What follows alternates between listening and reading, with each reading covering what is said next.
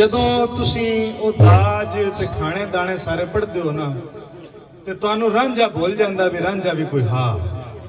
ਉਸ ਤੋਂ ਬਾਅਦ ਯਕਦਮ ਇੱਕ ਬੰਦ ਵਿੱਚ ਵਾਰਿਸ ਸ਼ਾਹ ਨੇ ਰਾਂਝੇ ਦੀ ਕੈਫੀਅਤ ਦੱਸੀ ਏ ਕਿ ਖੇੜਿਆਂ ਦੀ ਜੰਝ ਆ ਗਈ ਹੈ ਤੇ ਰਾਂਝੇ ਦਾ ਕੀ ਹਾਲ ਹੋਇਆ।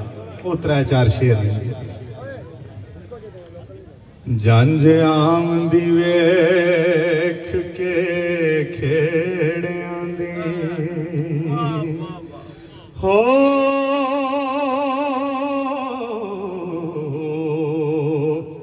ਤੇ ਰਾਂਝਾ ਭੁੱਜ ਕੇ ਵਾਂਗ ਕਬਾਬ ਹੋਇਆ।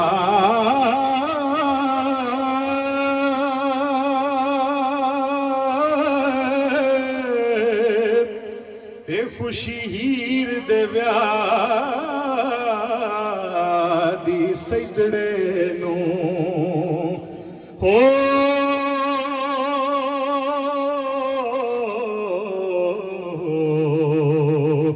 ਤੇ ਮਸਤ ਪੀਤਿਆਂ ਬਾਜ ਸ਼ਰਾਬ ਹੋਇਆ।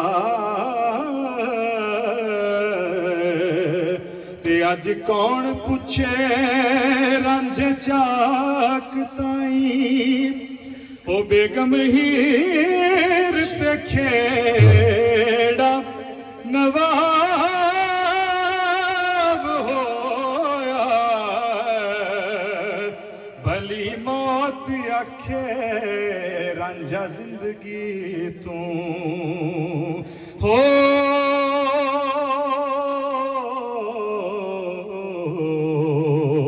ਤੇ ਜੀਵਨ ਯਾਰ ਦੇ ਬਾਜ ਅਜ਼ਾਬ ਹੋਇਆ।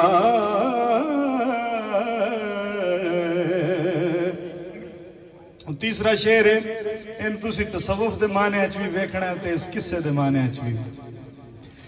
ਇਹ ਜਦੋਂ ਕੀਤਾ ਸਵਾਲ ਸੀ ਇਹ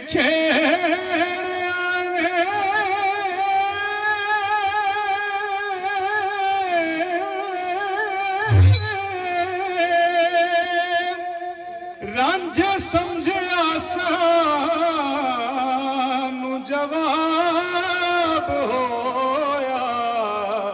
ਵਾਰਿਸ ਸ਼ਾਹ ਮਾਲੂਮ ਕਰ ਲੈਣ ਆਪੇ ਹੋ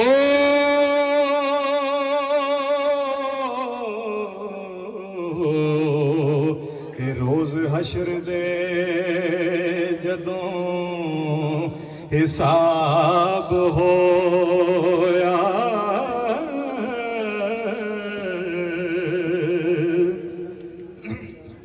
एक बंदे जी ताड़ियां मार लो कुछ भी नहीं।